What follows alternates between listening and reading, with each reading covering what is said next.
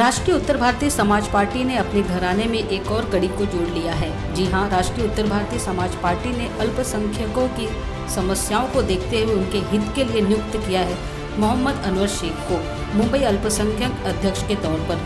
जहां आरयूबीएसपी के राष्ट्रीय अध्यक्ष विजय शर्मा ने कई समस्याओं को सामने रखते हुए कहा कि केंद्र की मौजूदा सरकार सिर्फ और सिर्फ हिंदुत्व पर अमल कर रही है, बातें कर रही है और एक समुदाय को परेशान करने का काम कर रही है। वहीं शर्मा ने तीखे तेवर में कहा कि देश को आज़ाद कराने में सभी धर्म के लोगों ने अपना योगदान दिया था, जिसमें हिंदू मुस्लिम दोनों ही शामिल थे।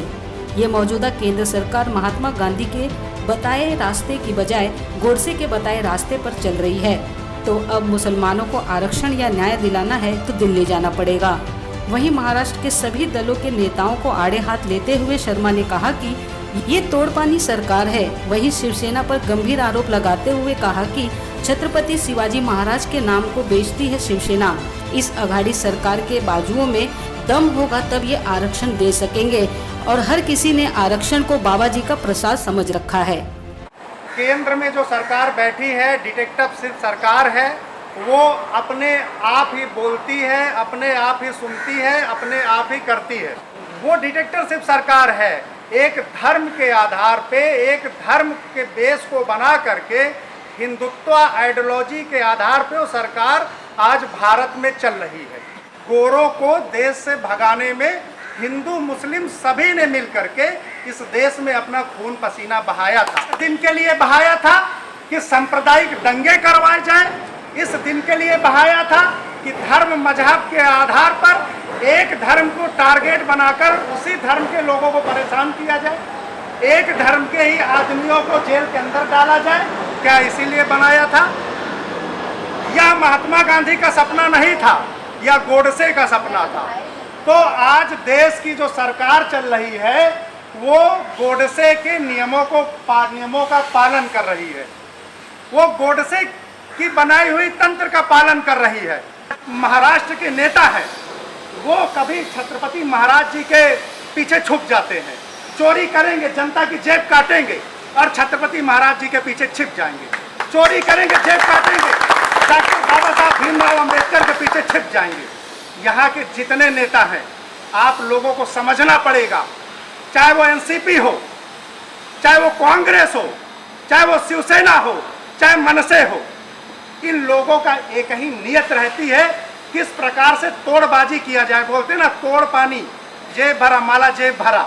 तो वो इनका तोड़ पानी चलता है। समझ रहे हैं? आपको व्यापार करना है, तोड़ पानी करिए। यहाँ पे तोड़ पानी की सत्ता बहुत ज़्यादा चलती है और जनता के लिए यहाँ कुछ नहीं मिलता। गढ़ किले हैं, आप लोग बताइए, छत्रपति शिवाजी महाराज के नाम को बेचती है शिवसेना। छत्रपति शिवाजी महाराज के नाम को बेचती है शिवसेना, उसकी मलाई खाती है शिवसेना। कितने गढ़ किलों को बनवाया? यहाँ पे कितने मराठी लोग, जरा हाथ उठाइए, कितने गढ़ किलों को बनाया? कितने गढ़ किलों को बनाया? छत्रपति महाराज जी का किला वैसे पड़ा है, शिवसेना ने बनाया क्या?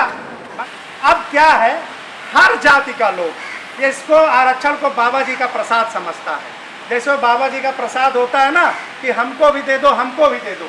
हर आदमी आरक्षण को बाबा साहब का ये प्रसाद समझ लिया है। अब बात आती है कि मराठा समुदाय को आरक्षण मिलना चाहिए कि नहीं मिलना चाहिए। मैं भी बोलता हूँ कि मराठा समुदाय को आरक्षण मिलना चाहिए। क्यों नहीं मिलना चाहिए? मिलना चाहिए, मिलना चाहिए। लेकिन उसको आरक्षण देगा कौन? उसको आरक्षण देगा कौन? यहाँ पे जो शिवसेना महाविकास अघाड़ी की सरकार है, इसके बाजुओं में दम होना चाहिए। महाविकास अघाड़ी की सरकार है, इसके बाजुओं में दम होना चाहिए कि ये किसी को आरक्षण दिलवा सके, रेजुलेशन पास करे वहाँ पे संविधान के तहत, या महाराष्ट्र के जो मराठी हैं उनको दिला दे।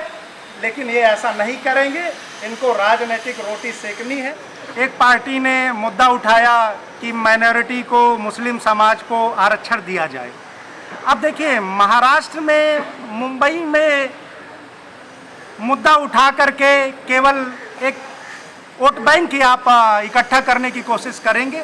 अगर सच में मुस्लिम समाज को आरक्षण दिलाना है तो इसको आपको दिल्ली में जाना होगा। दिल्ली में जा करके जो वर्तमान केंद्र सरकार है उसको लड़ाई लड़नी होगी और लड़ाई लड़के ही कुछ मिल सकता है, ऐसे तो इस सरकार से उम्मीद नहीं की जा सकती है।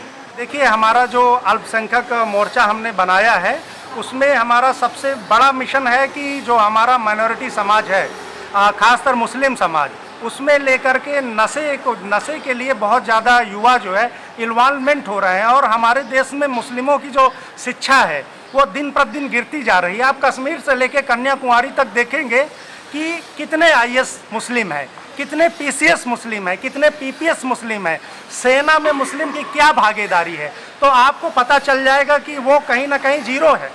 तो हमारा ये अल्पसंख्यक मोर्चा के द्वारा हम ज़्यादा से ज़्यादा जो माइनॉरिटी समाज है उसको अवेयर करेंगे कि देश में शिक्षा में आप भागीदारी निभाएं और ज़्यादा से ज़्यादा जो गवर्नमेंट की संस्थाएं हैं उसमें अपने बच्चों को, अपने युवाओं को पार्टिसिपेट करवाएं। देखिए, आरक्षण के लिए मैं एक ही शब्द कहना चाहूँगा कि आरक्षण मिलना चाहिए। जो गरीब है, परेशान है, चाहे वो मुस्लिम समाज का हो, चाहे वो मराठा समाज का हो, चाहे वो किसी भी समाज का हो, धर्म का हो, उसको आरक्षण मिलना चाहिए। अगर वो गरीब है, परेशान है, तो उसको ज़रूर आरक्षण मिलना चाहिए और उसको लेकर के गवर्नमेंट, जो भी स्टेट गवर्नमेंट है और जो भी सेंट्रल गवर्नमेंट है, उसको एक पॉलिसी के तहत उसको आरक्षित करना चाहिए, आरक्षण देना चाहिए। अगर अमेंडमेंट की ज़रूरत पड़ती है तो उसको अमेंडमेंट करवाना चाहिए, बिल लाना चाहिए।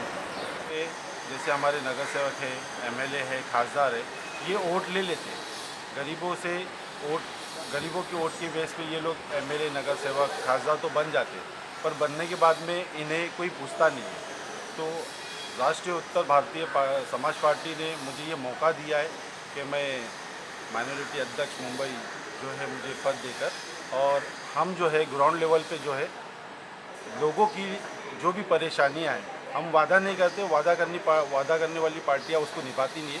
हम कोशिश करेंगे कि उनकी जो भी परेशानी है, जो भी तकलीफ़ें हैं, हम उनसे मिलकर सुलझाएंगे। फिर लोगों को राशन नहीं मिला, बट इसके लिए कोई ऑफिसर चेकिंग के लिए ग्राउंड लेवल पे काम नहीं किया। इस बच्चों की स्कूल की फ़ीस को लेकर आज तक के किसी ने 1 रुपया भी माफ़ नहीं किया। काफ़ी पेरेंट्स लोग जो है फ़ीस को लेकर परेशान हैं। और इस महामारी में जब आप लॉकडाउन लगा रहे हो, आप लॉकडाउन बढ़ा रहे हो, आप टाइमिंग कर रहे हो, बट लोगों को जो परेशानी हो रही है स्कूलों को लेकर, रोज़गारों को लेकर, कितने सारे लोग बेरोज़गार हो गए, काफ़ी टाइमों से वो लोग जॉब पर नहीं जा पा रहे, ट्रेन बंद है, लोकल ट्रेन बंद है। आपने मेट्रो तो शुरू किया है, आप वो मेट्रो तो प्राइवेट है, बट आप लोकल ट्रेन बंद करके आप मेट्रो का धंधा चला रहे हो, आप मेट्रो को बिजनेस दे रहे हो, तो आप लोकल ट्रेन चलाइए। लोगों को जो जॉब पे जो लोग आते हैं, आज पेट्रोल डीजल के भाव इतने महंगे हो गए, इस बारे में आप सरकार कोई विचार नहीं कर रही है। हमारे प्रधानमंत्री है वो तो सिर्फ घूम रहे हैं, तो लोगों पर ध्यान नहीं दे रहे। गैस का भाव बढ़ गया है, दूध का भाव बढ़ गया है, सारी काफ़ी चीज़ें हो गई है। एक सैलरी बेसिस पे जो लोग कमाते हैं, रोज़गार जो लोग कमाते हैं, ये सारे इस महंगाई के माहौल में कैसे एडजस्ट करेंगे।